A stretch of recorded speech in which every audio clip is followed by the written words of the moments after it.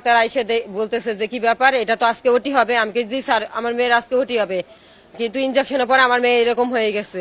তখন অন্য ডক্টর বলতেছে এই অক্সিজেন লাগাও তাড়াতাড়ি। ফরিদপুরের জরিনা বেগম 7 বছরের মেয়ে উম্মে হাবিবার আঙ্গুলের অপারেশন করাতে ভর্তি করেন রাজধানীর শহীদ সোহরাওয়ার্দী মেডিকেল কলেজ হাসপাতালে। উনি জিব্বায় কামড় দিয়ে বলতেছে হাই হাই, এটা কেন দিবে? পরিবার বলছে মঙ্গলবার সকালে হাবিবাকে অপারেশন থিয়েটারে নেওয়ার আগে বেডেই দেয়া হয় অ্যানেস্থেসিয়া। অ্যানেস্থেসিস্টের বদলে ইনজেকশন পুশ করেন একজন নার্স। এর কিছুক্ষণ পরই মারা যায় শিশু।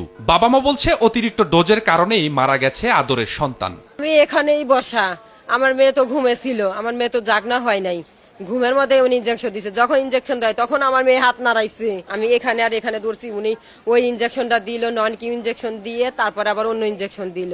যেটা দেওয়ার কথা ছিল সেটা না দিয়ে অন্যটা, মানে সোজা কথা চিকিৎসাটা ভুল দিছে ওরা। যে ইনজেকশন অবসর ইনজেকশন ওটিতে দিব, ও ফুল ডোজ ওর মেয়ের শরীরে ঢুকাইয়া দিছে। 10 মিনিট পরে ওই মেয়ে আর নাই।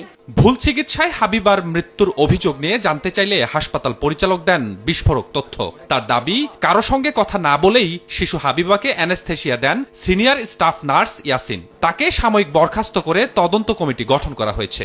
এক বাক্যে এটা অনাকাঙ্ক্ষিত, এটা অবশ্যই হতে আশা করা যায় না। পুরো ব্যাপারটাই যেহেতু অবহেলাজনিত অভিযোগ, এটা তদন্ত সাপেক্ষে আইনগত এবং প্রশাসনিক সর্বরকম ব্যবস্থা নেই।